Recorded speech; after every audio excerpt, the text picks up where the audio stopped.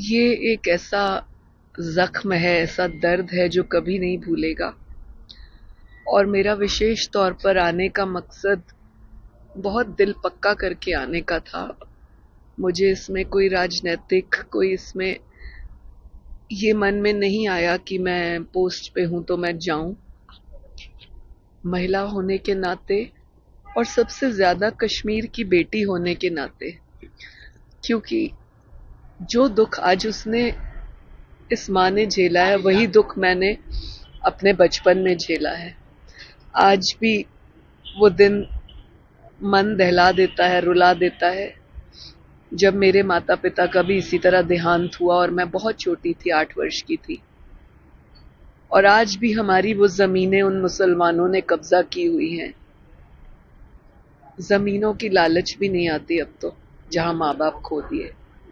और बिल्कुल वही दर्द, वही चीज एक बार फिर रिपीट हुई है, जो मेरे दर्द से पहले हमने अपने ताया जी के मुंह से, अपने दादाजी के मुंह से पाकिस्तान के पार्टीशन के टाइम सुना था।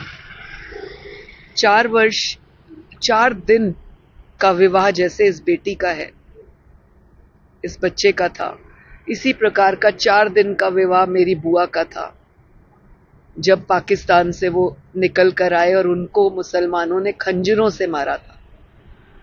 एकदम जब सुना और देखा ये विषय, दिल अपनी बुआ को याद करने लगा कि बुआ भी ऐसे ही इसी उम्र की थी, 21-22 साल की। और याद आया कि अभी भी वो काफिर, अभी तक काफिर हैं, अभी भी वो इसी तरह से बेटियों के सुहाग उजाड़ते हैं।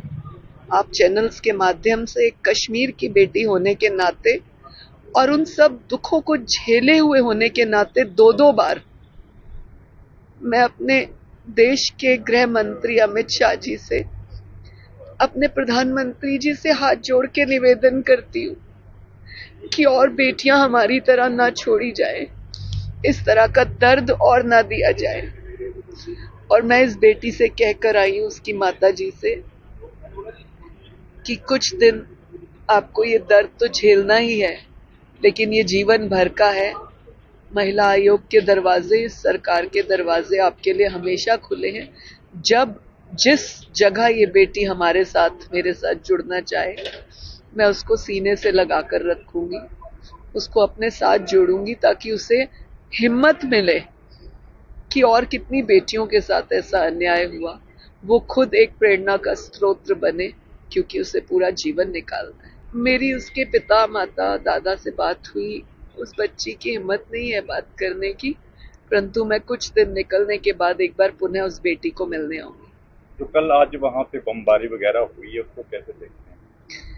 देखिए, जिस हिसाब से मोदी जी ने बात की है, जिस हिसाब से राजनाथ सिंह और अमित शाह जी ने तय किया है, एक आम नागरिक के नाते अगर आप सोचो और एक कश्मीर की बेटी के नाते अगर आप सोचो, मुझे लगता है इनका अंतिम समय आ गया है और ये अब होना चाहिए, होना चाहिए। अमित शाह जी, मैं हाथ जोड़ के निवेदन करती हूँ, अब ये होना चाहिए। और कितनी बच्चियां मेरी तरह यतीम होंगी और कितनी बच्चियां इस बेटी की तरह जो है सुहाग खोएंगी। प्लीज